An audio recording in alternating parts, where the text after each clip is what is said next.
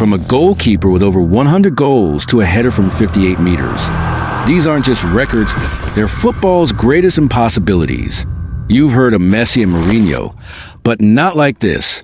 Some moments defy logic. Some won't ever be repeated. Stay till the end. Because once you hear number one, you'll realize football isn't just a game. It's pure magic. There's perhaps no better way to begin than with the one man who defied every law of logic and positioning in football. Rogério Ceni, a Brazilian goalkeeper, did not just wear gloves. He wore the responsibility of becoming his team's set-piece maestro. Over the span of his astonishing career at Sao Paulo, he found the back of the net 129 times.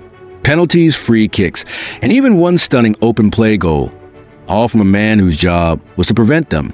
75 of those goals came from set pieces. This wasn't a fluke. It wasn't a gimmick. It was a system built around his dead ball genius. And even with the next closest competitor, Jose Luis Chilavert, standing far behind at 67 goals, no goalkeeper today or tomorrow is walking that path. In a sport that has become more cautious and risk-averse with every passing year, no team will ever again gamble with a keeper charging up the field to take a free kick. What Ceni did was singular, and shall remain so. Equally untouchable is Brazil's enduring streak of World Cup appearances. Since the inception of the tournament in 1930, only one nation has never missed a dance, the Seleção. Through golden generations and moments of decline, Brazil has always been there. They've seen legends like Pelé and Romário shine, endured heartbreaks like the Maracanazo and the Minirazzo, yet they never failed to qualify. 22 editions and counting. The consistency required, the unshakable footballing culture, and the depth of talent are beyond what most nations can fathom. While countries like Germany and Italy have faltered and recovered, Brazil has marched on generation after generation. In today's expanded qualification formats, where more teams than ever gain entry, some may argue the record is easier to extend, but that's what makes it harder to break. Because the only way this record ends is if Brazil falls. And Brazil does not fall. Moving on, let's shift our focus to Manchester United. One tradition etched into the walls of Old Trafford reads like folklore, yet is as real as the grass they train on. Since 1937, Manchester United has included at least one academy graduate in every single matchday squad. Over 4,000 games. Think about that. Through wars, tragedies, and takeovers. Through the Busby Babes, the class of '92, the David Moyes era, and the modern rebuilds, this club has kept the bloodline of youth pulsing through its veins. Bobby Charlton, George Best, Ryan Giggs, Paul Scholes, Marcus Rashford, and now Kobbie Mainoo. These are not coincidences. This is culture turned religion. It's easy for clubs today to buy their way to glory, but Manchester United chose to build a legacy through their youth. Even if another club starts today, they'd have to wait until the year 2111 to catch up. That is not just a record. That is immortality. But if immortality had a name, it would likely belong to Lionel Messi's 2012. In what can only be described as a celestial year, the Argentine magician scored 91 goals across club and country. That is more than some strikers score in a career. 81 of those came for FC Barcelona, with 10 more added in Argentine blue and white. The beauty of this number lies not just in its absurdity, but in the grace with which it was achieved. Messi wasn't just scoring, he was dancing past offenders, bending physics and painting poetry with every touch. The previous record belonged to Gerd Müller, a giant of German football, and even he stopped at 85. Cristiano Ronaldo, the only player close in talent, managed 69 in his best year. And in a football era of rotations, rest periods, and packed schedules, no player will be allowed or able to recreate the spellbinding symphony of goals. Messi did not just break a record, he sculpted a monument. Some monuments, however, are built not by one man but by collective fervor. And no moment captured that better than the 1950 World Cup final at the Maracana in Rio de Janeiro, Brazil versus Uruguay, a clash that brought an entire nation to a standstill. That day, 199,854 souls packed into the Maracana to witness history. No tickets, no seats, just people. A sea of humanity, shoulder to shoulder, climbing over each other for a glimpse of the game. Today, stadium safety regulations, seat allocations, and fire codes ensure such chaos never repeats. The modern-day largest venues max out at 100,000, often under stricter guidelines. What happened in 1950 belongs to a world that no longer exists, one where passion trumped protocol. That crowd, that day, is frozen in time, and the record it left behind will never be matched. And just as stadiums became temples of noise, one team built a temple of togetherness.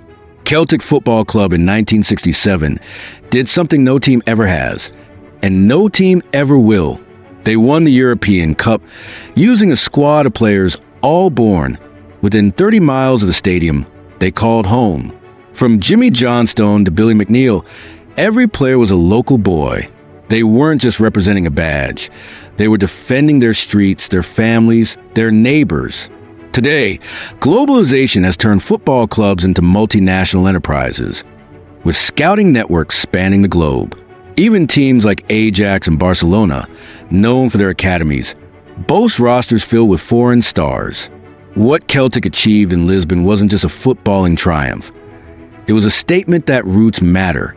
But in this modern age, the idea of 11 local lads lifting the Champions League is nothing more than a fairy tale.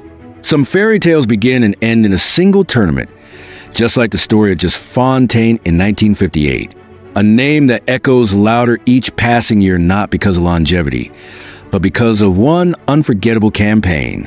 6 games, 13 goals, a French forward with lightning in his boots and fire in his heart.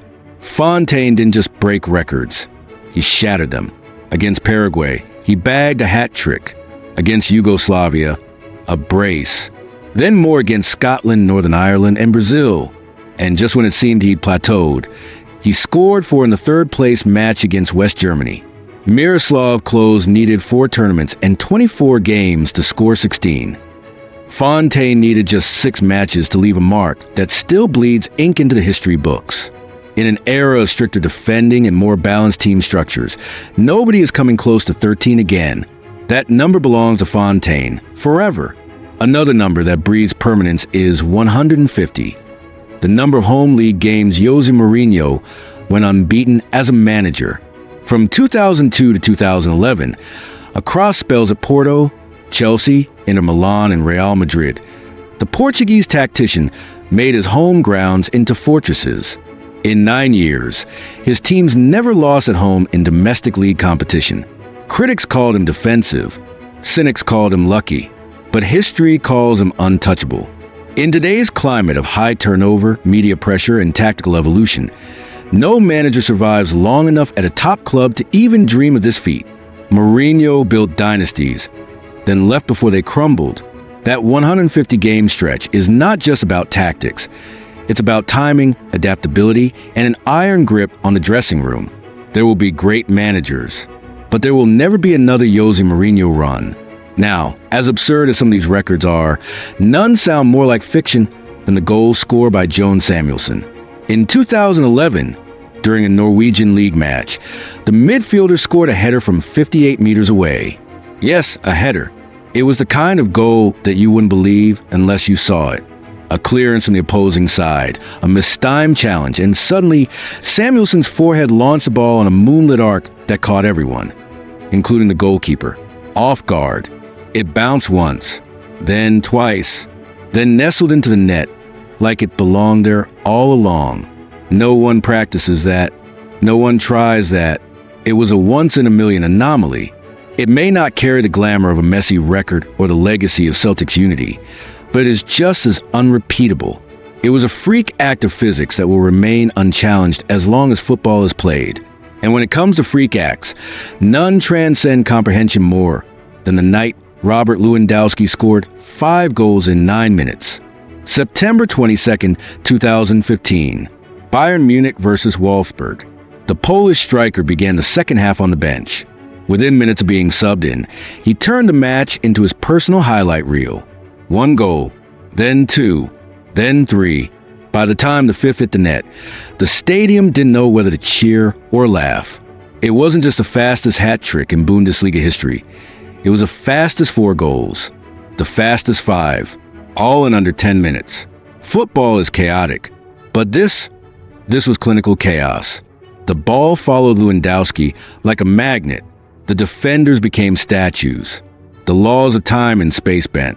In today's measured analytics-driven game, coaches won't even let a player score that many times in 9 minutes, let alone score 5. That night belonged to one man, and it always will. These records are not just numbers. They are echoes of football's soul. They are the spirits of the game whispering that once, something impossible happened, and it may never happen again.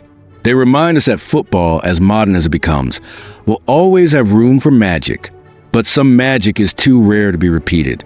These are not just 10 football records. These are 10 miracles. And miracles, by nature, don't happen twice. Which of these football miracles stunned you the most? Do you think any of them will ever be broken? Or are they frozen in time? Have we already seen the peak of football's imagination? Let us know your thoughts in the comments. We want to hear which record lives rent-free in your head. And if you're here for the untold side of football, subscribe. We've got more magic coming.